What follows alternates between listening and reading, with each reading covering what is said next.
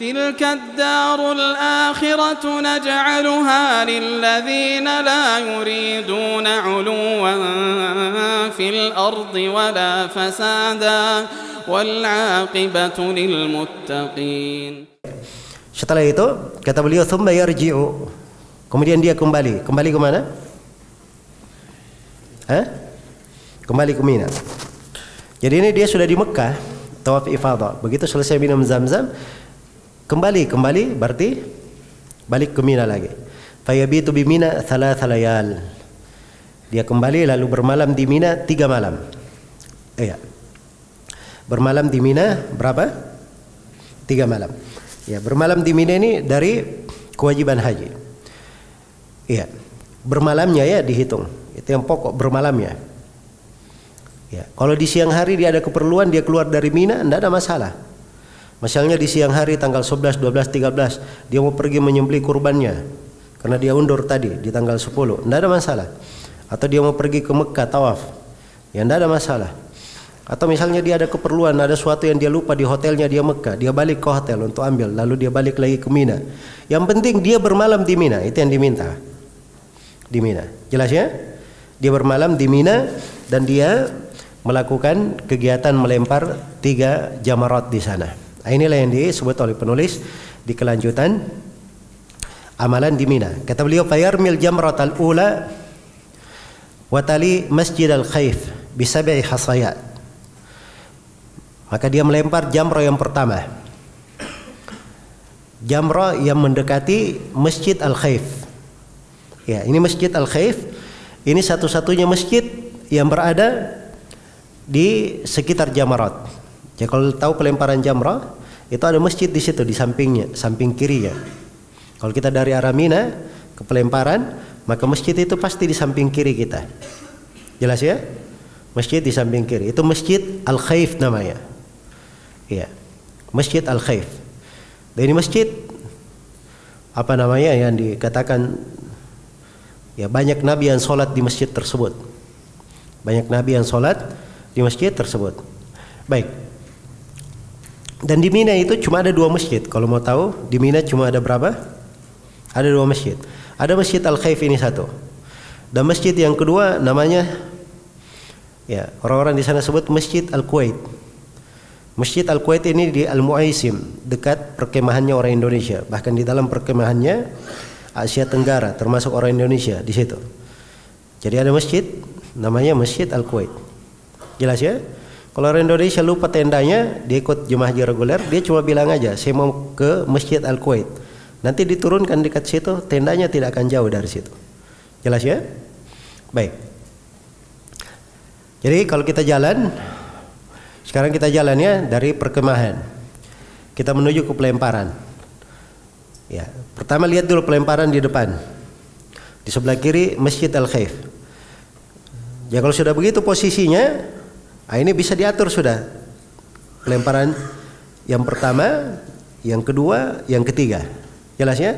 Tapi kalau posisinya terbalik, dia lihat pelemparan di depannya, Masjid Al-Khayf di kanannya. Ini berarti dia terbalik jalannya.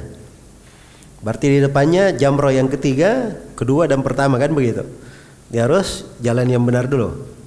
Ya. Jadi memang penulis sengaja sebut di sini jamrah yang pertama setelah Masjid Al-Khayf. Ya, supaya dikasih tanda, jangan sampai keliru. Jadi dia masuk ke pelemparan pertama. Setelah masjid sebelah kirinya, dia lihat pelemparan pertama, maka dia melempar bisa hasayat 7 batu yang pertama. Wa yaj'alaha an yasarihi wa yata'akhkhara qalilan, thumma yad'u tawilan. Kemudian dia jadikan apa namanya?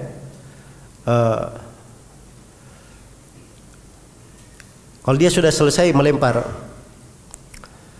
jamrah as-sughra ini, jamrah yang kecil ini, ya, maka dia jadikan, atau ketika dia melempar, dia jadikan jamrah ini di sebelah kirinya.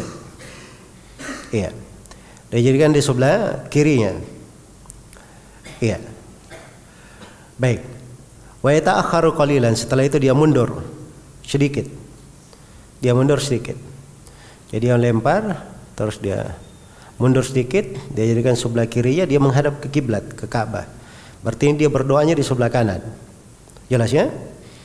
Dia berdoa. Tsumma yad'u wa yad'u tawilan, dan dia berdoa panjang. Nah, di sini tempat-tempat disyariatkan berdoa. Saya sudah singgung ya bahwa ketika haji dan umrah, ketika haji ada berapa tempat berdoa?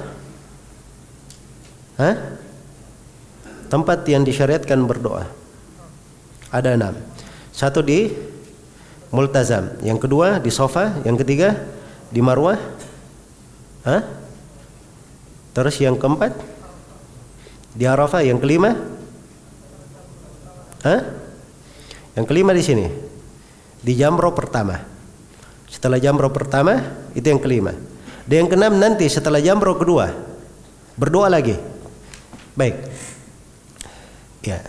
Wa yad'u tawilan, thumma al-wusta mithlaha. Kemudian dia lempar yang kedua seperti itu juga. Dia lempar yang kedua seperti itu juga. Baik. Iya.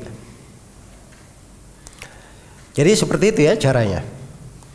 Jadi pokoknya ketika dia mau melempar, dia melempar, setelah itu dia menghadap ke kiblat. Dia menghadap ke kiblat. Jadi berdoanya itu bukan menghadap ke pelemparan. Dia mau di sebelah kanan atau sebelah kiri tidak ada masalah. Yang penting di antara setelah jamrah pertama dia berdoa menghadap ke kiblat.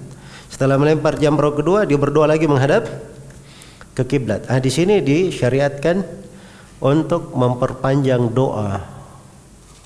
Ini dengan catatan kalau tidak macet. Jelas ya? Tapi kalau padat orang dia berdiri berdoa di situ lama, akhirnya tambah macet manusia. Ini nggak boleh ya, dia mengganggu orang namanya. Maka dia berdoa sambil jalan saja. Jelas ya? Berdoanya itu cuma 2 kali.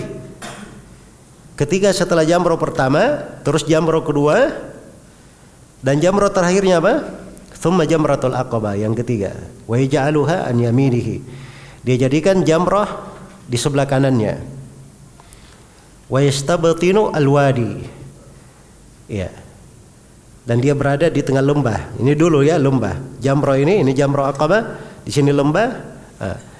Terus Mekah di sebelah kirinya. Mekah di sebelah kirinya. Wala yaqifu indaha. Setelah melempar jamratul Aqabah tidak berhenti lagi di situ. Langsung jalan. Langsung pulang. Jelas ya? Baik. Jadi ini yang dilakukan di pelemparan jamrat. Cara melemparnya sama, dilempar berapa batu? 7 batu. Ya. Ambil bismillah, Allahu Akbar. Apa namanya? Diambil batu dia baca Allahu Akbar, Allahu Akbar. Ya. Baik. Baik, itu di antara bacaan-bacaannya yang disyariatkan. Ya. Disyariatkan pada saat melempar. Ya, kalau dia berdoa apa saja dia berdoa di situ, tidak ada doa-doa khusus, dia berdoa apa saja. Dari doa yang mustajabah. Ya, dan di sini setelah kita tahu ada tempat-tempat mustajabah berdoa, ya bagus seorang itu dia siapkan doa-doa yang akan dia baca, dia hafal. Kalau ada yang ingin dia minta dia catat. Saya ingin minta ini, minta itu. Dia catat. Jelas ya? Baik. Kata beliau, yafalu hada fi kulli yawmin min ayyamit tasyrik. Dia lakukan ini pada setiap hari dari hari-hari tasyrik. Hari tasyrik ada berapa? 3 hari, tanggal 11, 12 dan 13. Berarti ini dilakukan selama berapa hari? 3 hari. Kapan waktu pelaksananya? Ba'da zawal, setelah matahari tergelincir. Ini hati-hati sini. Ini penyebutan waktu pelemparan. Jadi tanggal 11 itu bukan semua waktu boleh melempar.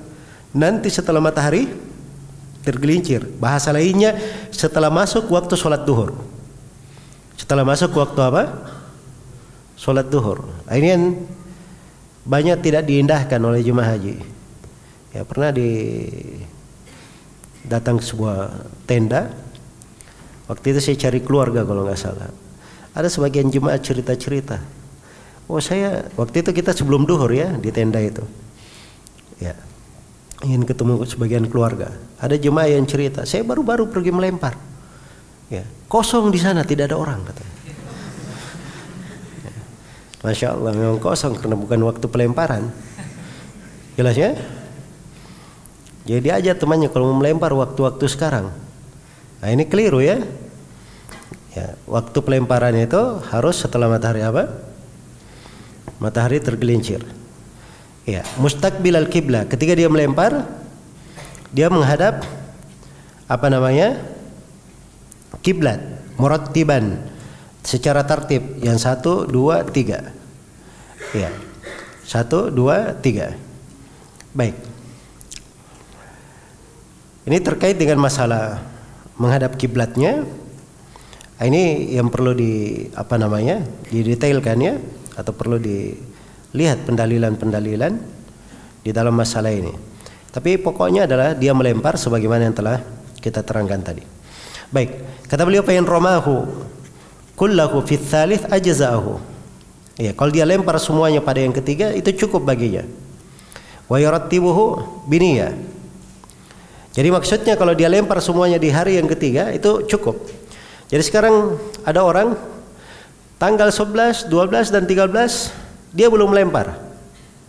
Tanggal 11, 12 dia belum melempar. Dia akhirkan di tanggal 13. Diakhirkan di tanggal 13. Nah, ini boleh.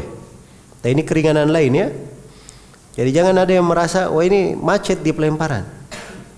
Ya, makanya saya melempar sebelum matahari tergelincir. Nggak boleh seperti itu. Banyak keringanan diberi. Kalau macet, ya boleh dia melempar sampai malam hari, sampai subuh boleh. Jelas ya? Kalau macet. Ya. Kalau sekarang mengaku macet itu nggak ada alasan lagi karena sudah 5 tingkat seperti itu. Ini tidak akan ketemukan macet insya Allah. Dan pemerintah setempat sudah memberikan waktu-waktu pelemparan untuk setiap jemaah haji. Misalnya wilayah Asia Tenggara melemparnya jam sekian, wilayah ini melemparnya sekian. Itu sudah diumumkan, sudah diberi catatan-catatan. Ini semuanya tertib agar supaya melemparnya di kondisi yang paling enaknya, orang tidak berdesakan. Jelas ya? Nah, ini harus diikuti agar supaya terjadi kebaikan untuk semuanya. Nah, baik. Jadi kalaupun misalnya macet bisa diakhirkan. Tanggal 11 ramai, wah saya nggak kuat jalan. Tanggal 12 ramai juga. Sudah dia undur tanggal 13. Biasanya orang itu tanggal 12 sudah pulang. Kan boleh, nanti akan diterangkan oleh penulis, boleh dia pulang tanggal 12. Ya, tapi kalau dia akhirkan sampai tanggal 13 sudah apa? Sudah banyak orang yang pulang. Biasanya tidak begitu ramai lagi. Boleh diakhirkan. Tapi kalau diakhirkan yurattibuhu biniyah. Dia mentertib dengan niat. Jadi sekarang kalau diakhirkan dia berarti melempar 9 jamrah. Setiap jamrah 7. Berarti berapa batu yang diperlukan? 63. 21 batu setiap kali pelemparan untuk satu harinya. Jadi mulai dulu untuk hari pertamanya. Untuk tanggal 11-nya. Dia niatkan untuk tanggal 11. Ini untuk tanggal 11 dia lempar. Jamrah pertama 7. Setelah itu pindah ke jamrah kedua 7. Setelah itu pindah lagi ke jamrah yang ketiga, Jamratul Aqabah 7. Selesai tanggal 11. Setelah itu dia balik lagi. Terus diambil lagi 21 batu. Ini dia niatkan untuk tanggal 12. Lempar lagi jamrah pertama 7. Jamrah kedua 7. Jamrah ketiga 7. Selesai tanggal 12. Balik lagi untuk hari yang ketiga, hari dia di hari itu, tanggal 13. Maka dia lempar jamrah pertama, jamrah kedua, jamrah ketiga, sudah selesai, pulang. Ya, ke Mekah. Nah, ini kemudahan. Diberi kemudahan. Jadi itu dibolehkan ya. Fa in akharahu anhu aw lam yabit biha fa alaihi dam. Kalau misalnya dia akhirkan tidak melempar sama sekali atau dia tidak bermalam di Mina, maka dia wajib bayar dam. Kenapa wajib bayar dam? Karena meninggalkan kewajiban. Ini 2 kewajiban. Jadi 2 kewajiban. Kapan dia tinggalkan salah satunya berarti dia wajib membayar dam. Baik. Kata beliau wa man ta'ajjala fi yawmaini kharaja qabla al-ghurub wa illa lazimahu al-mabit war-ramyu bil ghad. Ini sekarang hukum yang lain beliau terangkan. Siapa yang ta'ajjal bersegera dalam 2 hari kharaja qabla al-ghurub. Iya. Kalau dia bersegera dalam 2 hari, maka boleh dia pergi sebelum matahari terbenam. Nah, sekarang diberi pilihan. Dikatakan dalam Al-Quran, "Wadhkurullaha fi ayyamin ma'dudat. Faman ta'ajjala fi yawmaini fala itsma alaihi wa man ta'akhkhara fala itsma alaihi." Berzikirlah kepada Allah di hari yang terbilang. Ini hari-hari tasyrik. Tanggal 11, 12, 13. Siapa yang bersegera 2 hari saja boleh. Tidak dosa bagi dia. Dan siapa yang mengakhirkan 3 hari boleh juga. Ya, karena itu tanggal 12 Dzulhijjah itu disebut dengan nama Yaum An-Nafar Al-Awwal, hari nafar pertama, hari pergi pertama. Dan tanggal 13 Dzulhijjah disebut Yaum An-Nafar Ats-Tsani, hari pergi keberapa? Kedua. Iya. Jadi kalau misalnya ada yang tanggal 11 dia sudah melempar, besok tanggal 12, wah tanggal 12 sudah saya mau balik ke Mekah. Nah, boleh saja setelah matahari tergelincir dia pergi melempar tanggal 12, diselesaikan 1, 3 jamarat, 1, 2, 3. Begitu selesai dia harus keluar dari Mina sebelum matahari apa? Terbenam. Kapan matahari terbenam dan dia belum keluar, dia wajib untuk bermalam lagi di Mina. Wajib bermalam di Mina dan melempar tanggal 13. Jadi syaratnya dia harus keluar sebelum apa? Matahari terbenam. Muncul pertanyaan, Ustaz, saya ini tanggal 12 saya sudah melempar pada asar, saya keluar macet di jalan, ya matahari terbenam dan saya masih jalan keluar, belum keluar dari Mina tapi perjalanan keluar dari Mina, bagaimana? Jawabannya ini kan perjalanan, sudah perjalanan tidak ada masalah, dia lanjutkan saja, jelas ya. Tapi kalau dia masih di dalam, belum dia tinggalkan Mina, matahari terbenam, maka ini wajib dia bermalam lagi. Wajib dia bermalam. Iya. Wajib dia bermalam, kemudian melempar di tanggal 13. Nah, inilah yang dikatakan oleh penulis, wa illa lazimahul mabit warramyu minal ghad. Kalau dia tidak keluar sebelum matahari terbenam, maka dia wajib untuk bermalam dan melempar lagi di esok harinya. Dia melempar di esok harinya. Baik, selesai di sini terkait dengan masalah nafar awal dan nafar tsani. Baik.